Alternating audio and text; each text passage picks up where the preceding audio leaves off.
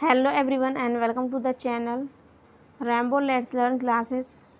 Today we are going to start a new chapter. Okay, new chapter name is गुप्त period. Okay, गुप्त काल period के बारे में हम पढ़ेंगे. मैंने आपको ये इमेजेस इसलिए लेके आई थी. मैं ये जैसा कि इमेजेस आपको दिखाई दे रहा है, ये क्या है, एक लौह स्तंभ है. एक ये पिलर है जिसकी लंबाई जो है 7 फुट मानी जाती है. और ये जो है एक लोहे का बना हुआ स्तंभ है. कहा जाता है कि इस स्तंभ में जो है कभी भी जंग नहीं लगता है. ठीक है, और आज तक लगा भी नहीं है. और कहा जाता है कि ये मेहरौली का जो स्तंभ है किसने बनवाया. मेहरौली का जो ये स्तंभ है किसने बनवाया स्टूडेंट. वर्तमान समय में कहाँ स्थित है ये. मेहरौली में. मेहरौली के कहाँ पे. कुतुब मीनार. कुतुब मीनार का ही ये जो एरिया है उसके पास स्थित है.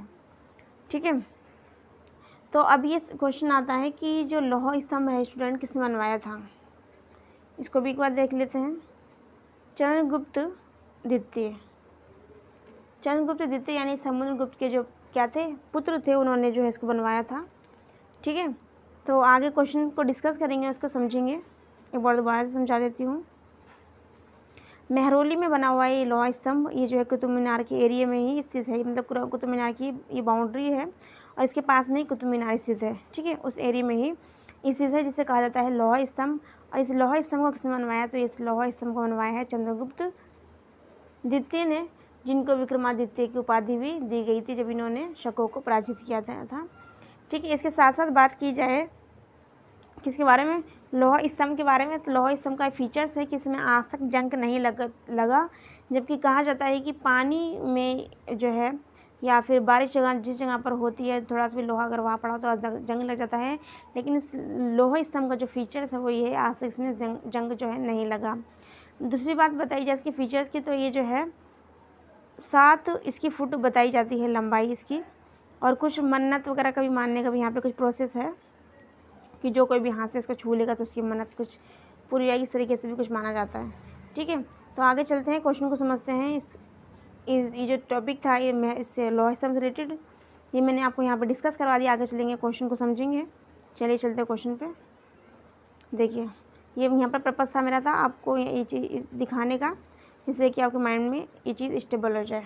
ओके, क्वेश्चन नंबर 1 मैंने आपको करवा चुकी हूँ. गुप्त वंश का प्रथम शासक किससे माना जाता है. मैंने आपको एक बार बस क्वेश्चन को थोड़ा सा वेरी शॉर्ट क्वेश्चन की तरह से पढ़ेंगे, क्योंकि मैं इसको डिस्कस करवा चुकी हूँ ओवरव्यू के अंदर. मैं बार बार डिस्कस नहीं करवा पाऊँगी क्योंकि मुझे 20 क्वेश्चन की सीरीज आज आपको कंप्लीट करवाना है.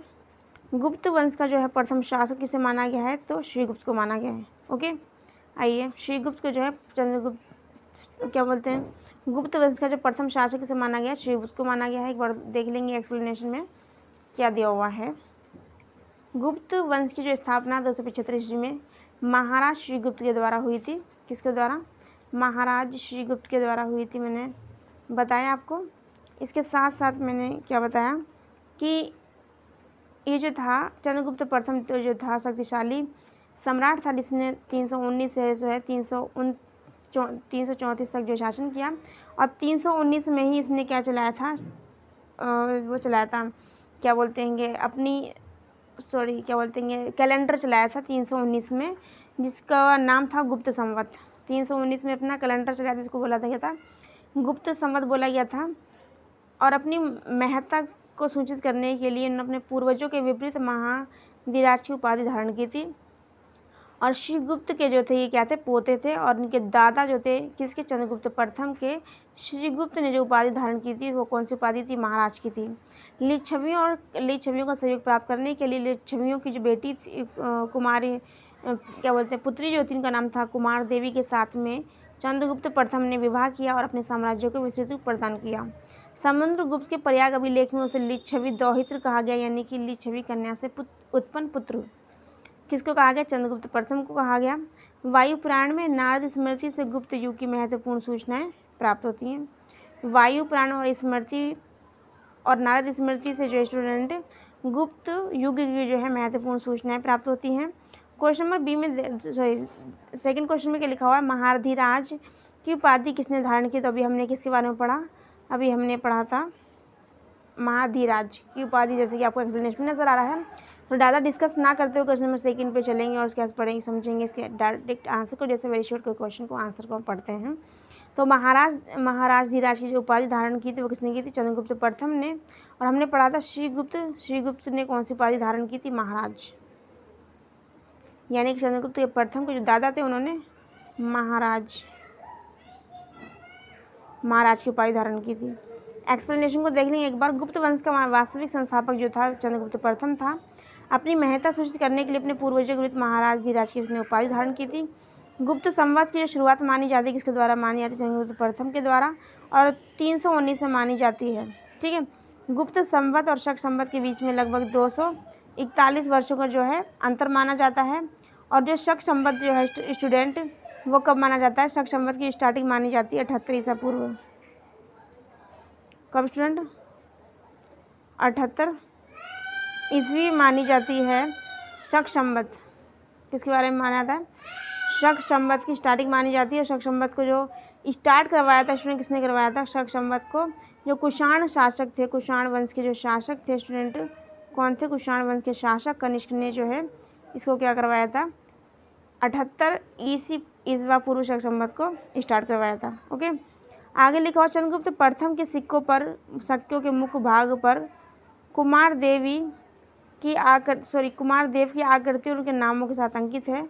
और पृष्ठ भाग पर सिंहवाहिनी देवी के साथ साथ मुद्रालेख और लिच्छवी भी उत्कीर्ण है। इसी के कारण उनको कहा जाता है कि ये लिच्छवी दोहित्र थे, यानी कि लिच्छवी कन्या से उत्पन्न पुत्र को कहा गया। किसमें कहा गया है? समुद्रगुप्त के जो प्रयाग अभिलेख है। ठीक है, प्रयाग अभिलेख को प्रयाग प्रशस्ति भी कहा जाता है, या फिर प्रयाग अभिलेख भी कहा जाता है। इसके बारे में मैंने आपको बताया था कि जो अशोक ने जो है इसको कौशाम्बी में स्थित करवाया था, लेकिन अकबर ने इसको प्रयागराज में उठवा करके इन्होंने स्थित करवा दिया था। ठीक है, तो ये चीज़ के बारे में हम आगे डिस्कस करेंगे। क्वेश्चन देखेंगे, क्वेश्चन नंबर 3 में क्या है। थोड़ा मैं जल्दी लेके चलने की कोशिश कर रही हूँ क्योंकि मुझे आगे 20 क्वेश्चन डिस्कस करवाना है। पहले मैं इसको डिस्कस कर चुकी हूँ। ठीक है, आप मेरे क्वेश्चन जो चैनल जो है मेरा रेम्बो लेट्स लर्न करके जो चैनल, आप उस पर जाकर देख सकते हैं। ठीक है, गुप्त संवत की यहाँ पे बात की गई, तो गुप्त संवत मैंने बताया था चंद्रगुप्त प्रथम जो थे इन्होंने का जो शासन काल था तभी से गुप्त संवत की स्टार्टिंग मानी जाती है। राइट आंसर जो है इसका क्या है? 319 है। अब बात की जाए क्वेश्चन नंबर 4 की, तो क्या लिखा? गुप्त संवत 319 से 20 को प्रारंभ करने का जो श्रेय जाता है वो किससे जाता है? चंद्रगुप्त प्रथम को जाता है। ओके, आगे चलिए क्वेश्चन नंबर 5 में समझेंगे। क्वेश्चन नंबर 5 में देखिए क्या लिखा हुआ है, वेरी वेरी इंपॉर्टेंट है। क्वेश्चन नंबर 5 क्या लिखा हुआ है कि किस गुप्त शासक ने सबसे पहले सिक्के जारी किए थे? क्या जारी किए थे स्टूडेंट? सिक्के। यहाँ पे पूछा गया है चांदी, तांबा, सोने के सिक्के नहीं पूछे गए, सिर्फ नॉर्मली सिक्के पूछे गए हैं। पहले क्या लिखा हुआ? चंद्रगुप्त प्रथम। क्या लिखा है स्टूडेंट? चंद्रगुप्त प्रथम। उसके बाद में क्या लिखा हुआ है? सी में समुद्रगुप्त, और बी में लिखा हुआ है घटोत्कच, और डी में लिखा हुआ है श्रीगुप्त। तो बात की जाए किसकी? चंद्रगुप्त प्रथम की। तो चंद्रगुप्त प्रथम जो थे स्टूडेंट, उन्होंने जो क्या करा था? सबसे पहले जो है क्या करा था उन्होंने? देखिए, चंद्रगुप्त प्रथम ने ही जो है सबसे पहले सिक्के चलाए थे। ठीक है, और समुद्रगुप्त ने भी चलाए थे, लेकिन समुद्रगुप्त जो थे इनके क्या थे?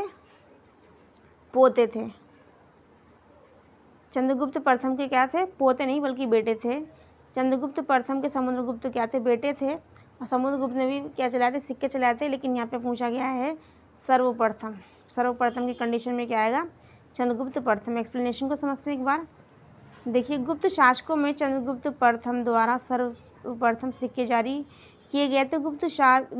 चंद्रगुप्त प्रथम के पूर्व शासक श्रीगुप्त और घटोत्कच, जो श्रीगुप्त थे चंद्रगुप्त प्रथम के क्या थे? दादा, और घटोत्कच थे क्या? कौन थे? इनके पिता थे। के द्वारा सिक्के जारी करने का कोई साक्ष्य उपलब्ध नहीं है। समुद्रगुप्त द्वारा कई प्रकार के सिक्के जारी किए गए थे, परंतु इसका काल जो चंद्रगुप्त प्रथम के बाद में है। क्वेश्चन नंबर 6 देखेंगे। इलाहाबाद शिलालेख में समुद्रगुप्त की प्रशस्ति है जिसके रचयिता उनके दरबारी थे, उनका नाम क्या था? उनका नाम था स्टूडेंट हरिसेन। हरिसेन क्या थे? उनके दरबारी कवि थे समुद्रगुप्त के, और समुद्रगुप्त की विजय गाथाओं का वर्णन किसमें किया है? प्रयाग प्रशस्ति में किया है। किसने किया है? हरिसेन ने किया है। क्वेश्चन नंबर 6 का आंसर क्या होगा? ए। एक्सप्लेनेशन को समझेंगे एक बार। इलाहाबाद का अशोक स्तंभ, जिसको इलाहाबाद का जो अशोक स्तंभ अभिलेख समुद्रगुप्त का काल दिया हुआ यहाँ पे, शासनकाल 335 से 375 ईस्वी के बारे में सूचना प्रदान करता है। इस स्तंभ पर समुद्रगुप्त के विग्राहक हरिसेन ने संस्कृत भाषा में प्रशंसात्मक वर्णन प्रस्तुत किया है, जिसको प्रयाग प्रशस्ति भी कहा जाता है। इसमें समुद्रगुप्त की विजयों का उल्लेख है और अशोक ने इसको जो है निर्मित करवाया था, कहाँ पे, कौशाम्बी में, लेकिन अकबर ने इसको जो है इलाहाबाद में स्थापित करवाया बाद में। इस स्तंभ में अकबर के साथ साथ समुद्रगुप्त के साथ साथ इसमें जहांगीर और बीरबल का भी उल्लेख मिलता है। तो देखिए इसमें किस किस का जहांगीर और बीरबल का उल्लेख मिलता है। जहांगीर और बीरबल का उल्लेख मिलता है, इसके साथ साथ इसमें समुद्रगुप्त का उल्लेख मिलता है। सबसे पहले इसको निर्माण किसने करवाया था? अशोक ने। कहाँ पर? कौशाम्बी में। लेकिन अकबर ने जो है इसको स्थापित करवाया था बाद में इलाहाबाद में। ये कुछ पॉइंट हैं, ये आपको बहुत ज़्यादा इंपॉर्टेंट है और आपको लर्न करना है। समुद्रगुप्त के काल की बात की जाए तो 335 से 375 इनका काल है समुद्रगुप्त का। और इलाहाबाद का अशोक स्तंभ जो है अभिलेख में लिखा हुआ है। आगे देखिए जो है संस्कृत भाषा में है लिखा हुआ लेख है, ठीक है। और इसमें जो है इनकी विजयी गाथाओं का वर्णन किया गया है इनके दरबारी कवि हरिसेन के द्वारा। क्वेश्चन नंबर 7 पे देखते हैं क्या लिखा हुआ। प्रयाग प्रशस्ति के लेखक कौन है? तो अभी हमने क्या पढ़ा स्टूडेंट? हरिसेन। 7 का राइट आंसर क्या है? सी है। क्वेश्चन नंबर 7 के बाद आते हैं क्वेश्चन नंबर 8 पर। क्वेश्चन नंबर 8 देखिए एक बार दोबारा से पूछा गया प्रयाग प्रशस्ति के बारे में। किसके बारे में स्टूडेंट? प्रयाग प्रशस्ति के बारे में। तो हम इस पर राइट आंसर पे आ जाएंगे, हरिसेन। प्रयाग प्रशस्ति के लेखक कौन है? हरिसेन है। क्वेश्चन नंबर 9 पे आते हैं। 9 में देखिए क्या कहा गया है। इलाहाबाद स्तंभ लेख, जिसका नाम क्या है? प्रयाग प्रशस्ति अभिलेख के नाम से भी जाना जाता है, ठीक है। इसके रचयिता कौन है स्टूडेंट? हरिसेन है। तो 9 आंसर हमारा हो जाता है कंप्लीट। आगे चलते हैं क्वेश्चन नंबर 10 पे, समझते हैं क्वेश्चन नंबर 10 को। क्वेश्चन नंबर 10 जैसे कि आपके स्क्रीन पर है, क्वेश्चन नंबर 10 में समुद्रगुप्त के बारे में बात की गई है। एक बार क्वेश्चन को भी रीड कर लेते हैं। देखिए क्या कहा गया है। क्वेश्चन नंबर 10 वेरी अच्छा।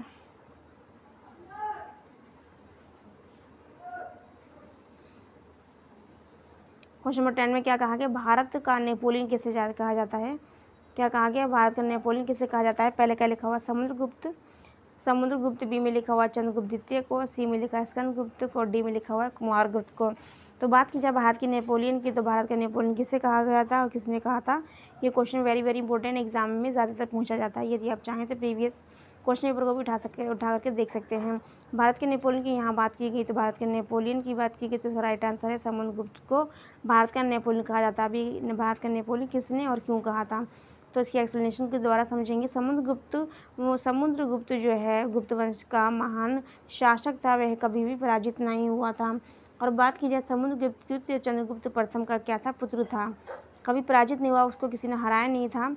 उसकी इसी वीरता को ही देखकर विंसेंट स्मिथ ने कहा था उनको क्या? भारत का नेपोलियन की संज्ञा दी थी। चंद्रगुप्त द्वितीय ने जो है, चंद्रगुप्त द्वितीय किसके बेटे थे? समुद्रगुप्त के थे। चंद्रगुप्त द्वितीय को विक्रमांत या फिर विक्रमादित्य कहा जाता है। और इन्होंने शकों को पराजित करने के बाद में चंद्रगुप्त द्वितीय ने जो है विक्रमादित्य की उपाधि धारण की थी। इनके साथ साथ चंद्रगुप्त विक्रमादित्य यानी कि चंद्रगुप्त द्वितीय को जो है देवराज और देवगुप्त की भी उपाधि दी जाती है, ठीक है। इनकी माता का नाम जो है दत्ता देवी था। किसकी माता का? चंद्रगुप्त द्वितीय की बात यहाँ पे कही गई है। इस काल को जो है गुप्त काल का स्वर्ण युग माना जाता है। समुद्रगुप्त के काल को जो है गुप्त काल का स्वर्ण युग माना जाता है। कुमारगुप्त चंद्रगुप्त की पत्नी ध्रुवावती से उत्पन्न पुत्र था। यानी कि देखिए मैं आपको एक बार सीक्वेंस बताने की कोशिश भी करूँगी। जो कुमारगुप्त जो था स्टूडेंट, ये कौन था? चंद्रगुप्त द्वितीय का पुत्र। और चंद्रगुप्त द्वितीय की जो पत्नी थी उनका नाम क्या था? ध्रुवा देवी। कुमारगुप्त ने ही नालंदा विश्वविद्यालय की स्थापना करवाई थी। अलाउद्दीन खिलजी के द्वारा नालंदा विश्वविद्यालय को क्या कर दिया गया था? ध्वस्त कर दिया गया था। हुर्णों पर स्कंदगुप्त की सफलता का विवरण जो है इसके जूनागढ़ अभिलेख तथा भीषरीसम अभिलेख में मिलता है। अब यहाँ पर क्वेश्चन ये आता है सबसे पहला कि हुर्णों का प्रथम बार जो आक्रमण हुआ था कब हुआ था? आप जब जाएंगे वहाँ पर ओवरव्यू में तब देखेंगे आप, मैंने आपको पढ़ा था, बहुत इंपॉर्टेंट है। हुर्णों का प्रथम बार जो आक्रमण हुआ था, हुर्णों का प्रथम बार जो आक्रमण हुआ था तो किसके टाइम में हुआ था? इनके पुत्र थे, किसके पुत्र?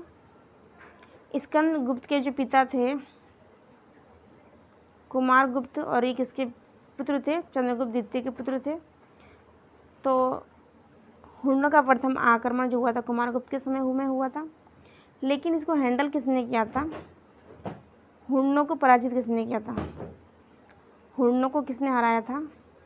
हुरणों को पराजित किसने किया था?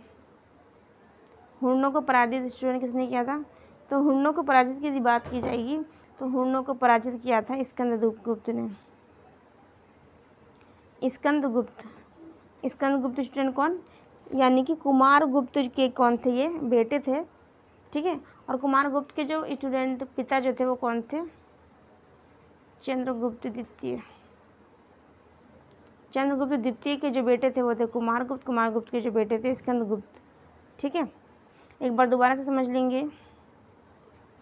चंद्रगुप्त द्वितीय जो थे उनके बेटे का नाम था कुमारगुप्त, और कुमारगुप्त के टाइम में ही हुरणों का प्रथम जो बार आक्रमण जो हुआ था, अटैक हुआ था, वो कुमारगुप्त के समय में ही हुआ था। लेकिन कुमारगुप्त का जो बेटा था जिनका नाम था स्कंदगुप्त, स्कंदगुप्त ने जो है हुरणों को पराजित किया था, हुरणों को हराया था, क्योंकि कुमारगुप्त ने जो है अपने बेटों को परमिशन दे दी थी युद्ध क्षेत्र में रणभूमि युद्ध करने के लिए, ठीक है। तो क्वेश्चन इस तरीके से पूछा जाता है कि प्रथम बार आक्रमण जो है किसके टाइम में हुआ था? हुरणों का, और हुरणों को जो है किसने पराजित किया था, ठीक है। ये तो इम्पोर्टेंट है, आप चाहे तो स्क्रीनशॉट ले सकते हैं। आगे चलते हैं, क्वेश्चन को समझते हैं। जो इम्पोर्टेंट है उसको समझेंगे, बहुत ज़्यादा इम्पोर्टेंट है स्टूडेंट। देखिए क्या कहा गया है कि हुरणों पर स्कंदगुप्त की सफलता का जो विवरण है वो कहाँ मिलता है? जूनागढ़ अभिलेख में और भीस्तरी स्तंभ लेख में, ठीक है। कहाँ पर? जूनागढ़ अभिलेख में, इसके साथ साथ भीतरी अभिलेख में, ठीक है। मैंने आपको बताया था प्रयाग प्रशस्ति जो अभिलेख है स्टूडेंट, ठीक है। इसके साथ मैंने आपको पढ़ाया था एरन अभिलेख। तो एरन जो अभिलेख है स्टूडेंट, उसकी जो खोज की थी कन्नीघम ने की थी। किसने की थी? कन्नीघम। कन्नीघम ने खोजा था। कन्नीघम ने क्या करा था? खोजा था। कन्नीघम ने खोजा था किसको? एरन अभिलेख को। एरन अभिलेख आपको ओवरव्यू में देख सकते हैं। एरन अभिलेख जिससे जो है गुप्त काल की जानकारी का ये क्या है? एक स्रोत है, ठीक है। और एरन अभिलेख से मैंने बताया था सती प्रथा का जो है उसका भी, इस सती प्रथा का अभिलेख भी कहा जाता है। और सती होने का जो पहला साक्ष्य जो है,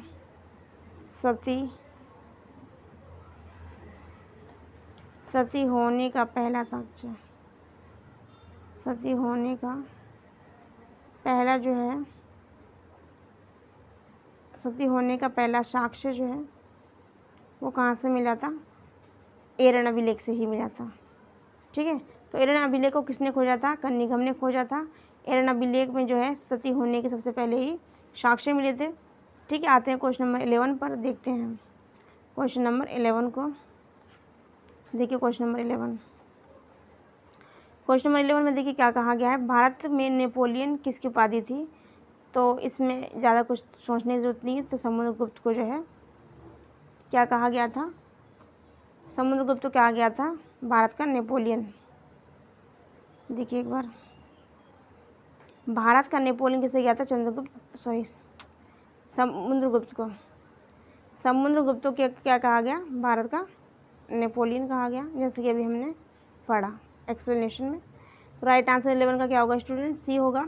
आगे देखेंगे, इसमें ज़्यादा एक्सप्लेनेशन की ज़रूरत नहीं है। किसने भारत को नेपोलियन कहा? किसको? समुद्रगुप्त को। तो हमने क्या पढ़ा था? Doctor V.A. स्मिथ, ठीक है।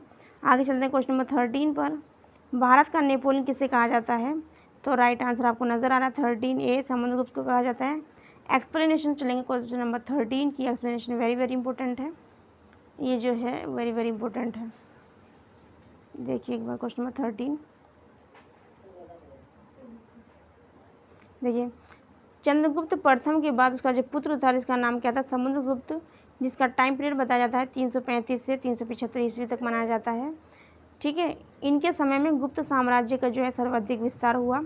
समुद्रगुप्त की मुद्राएं उसके जीवन और कार्यों पर उसका सुंदर प्रकाश डालती हैं। उसके सिक्कों पर उसे वीणा वादन करते हुए चित्रित किया गया। इससे स्पष्ट होता है कि वह क्या था, कुशल एक संगीतज्ञ भी था। वो क्या था, कुशल संगीतज्ञ भी था। एक वो क्या था, उसे गाना भी आता था, सिंगर भी था एक वो। समुद्रगुप्त के सिक्कों पर मुद्रित अप्रतिरत व्याघ्र पराक्रमांक जैसे विरुद्ध उसके गौरव में जीवन का स्पष्ट साक्ष्य प्रस्तुत करते हैं। समुद्रगुप्त जो है कवि, संगीतज्ञ और विद्या का क्या था, संरक्षक था। उसने कविराज की जो उपाधि धारण की थी। इलाहाबाद के स्तंभ लेख में समुद्रगुप्त की उपाधि धर्म प्रचार बंधु का उल्लेख मिलता है। समुद्रगुप्त ने महान बौद्ध भिक्षु वसुबंधु को भी संरक्षण दिया था। ठीक है, ये वेरी वेरी इंपॉर्टेंट है स्टूडेंट, इसको अच्छे से समझ लेंगे दोबारा से। चंद्रगुप्त प्रथम के बाद उसका पुत्र जिसका नाम क्या था, समुद्रगुप्त, 335 से इसका काल 375 माना जाता है। और गुप्त साम्राज्य का जो है सर्वाधिक विस्तार जो है इसी के टाइम में हुआ। समुद्रगुप्त की मुद्राएं इसके जीवन और कार्यों का सुंदर प्रकाश डालती हैं। उनके सिक्कों पर उसका वीणा बजाते हुए जो चित्र है वो अंकित है, जिससे ये स्पष्ट पता चलता है कि वह एक कुशल संगीतज्ञ भी था, एक बेस्ट सिंगर भी था। ठीक है, इम्पोर्टेंट फैक्ट में दिया हुआ है, समुद्रगुप्त के सिक्कों पर मुद्रित जो है अप्रतिरत व्याघ्र पराक्रमांक जैसे विरुद्ध उसके गौरव में जीवन का स्पष्ट साक्ष्य प्रस्तुत करते हैं। मतलब जो ये नाम है व्याघ्र पराक्रम मुद्रित अप्रतिरत जो है क्या है, ये नाम है जो उसके जीवन को गौरव में स्पष्ट करते हैं। समुद्रगुप्त जो था एक कवि भी था, एक संगीतज्ञ भी था और विद्या का संरक्षक भी था। उसने जो है खुद को कविराज की उपाधि धारण की थी। ठीक है, इलाहाबाद के स्तंभ लेख में समुद्रगुप्त की उपाधि धर्म प्रचार बंधु का उल्लेख भी मिलता है। समुद्रगुप्त ने महान बौद्ध भिक्षु वसुबंधु को भी संरक्षण दिया था। ठीक है, इसके साथ मैंने किसके बारे में बताया, यहाँ पर किसके बारे में बात की गई है, समुद्रगुप्त के बारे में बात की गई है। तो समुद्रगुप्त का जो टाइम पीरियड था अपने आप में बहुत ज़्यादा अच्छा था।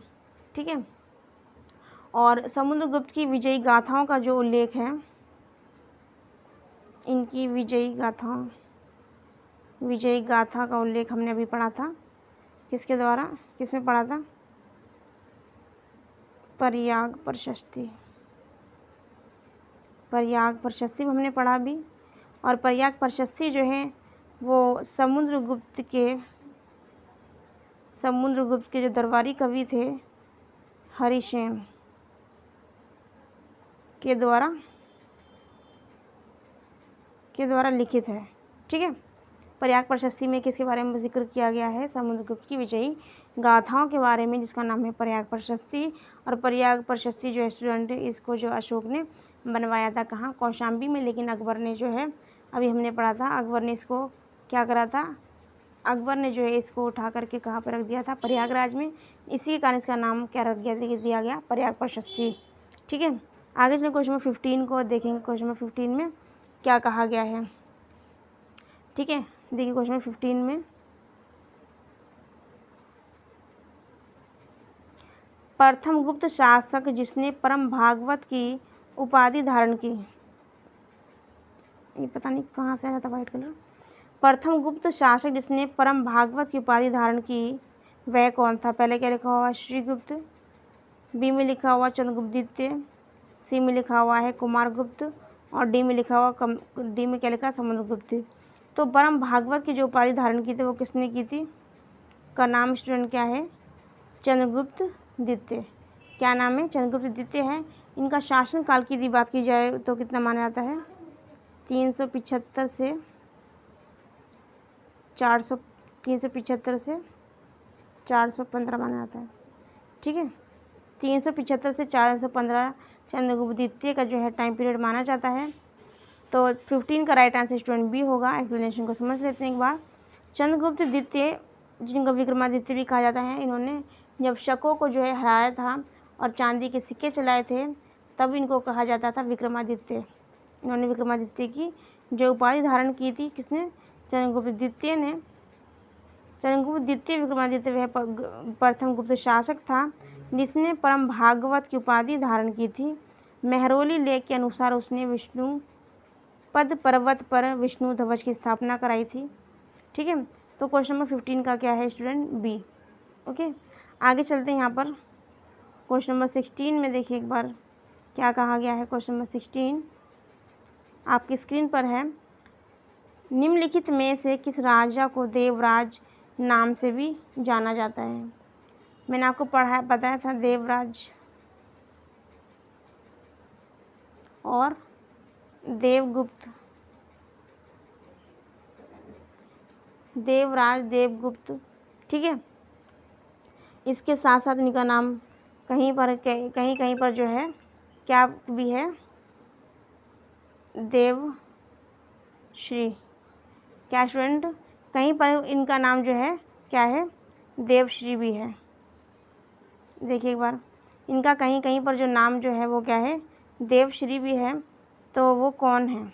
ठीक है, यहाँ पे क्वेश्चन ये आता है देवगुप्त, देवश्री, देवगुप्त, देवश्री और इसके साथ साथ देवराज। इसके साथ साथ स्टूडेंट क्या? देवराज। ठीक है, तो ये क्या है? उपाधियाँ हैं। क्या है स्टूडेंट? उपाधियाँ हैं। ठीक है, तो ये किसकी उपाधियाँ हैं यहाँ पे पूछा गया है क्वेश्चन। देखते हैं क्वेश्चन नंबर 16। इसका राइट आंसर की बात की जाए तो राइट आंसर स्टूडेंट का क्या होगा? देवराज नाम से किसे जाना गया है? राइट आंसर इसका क्या होगा? पहले देखते हैं ऑप्शन कनिष्क, और बी में लिखा गौतमीपुत्र शतकर्णी, सी में लिखा अशोक और डी में लिखा चंद्रगुप्त विक्रमादित्य। तो इसका 16 का राइट आंसर स्टूडेंट क्या होगा?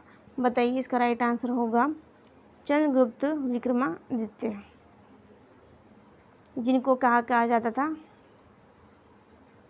चंद्रगुप्त द्वितीय भी कहा जाता है। क्या कहा जाता है स्टूडेंट? चंद्रगुप्त द्वितीय भी कहा जाता है। 16 का राइट आंसर क्या है? डी।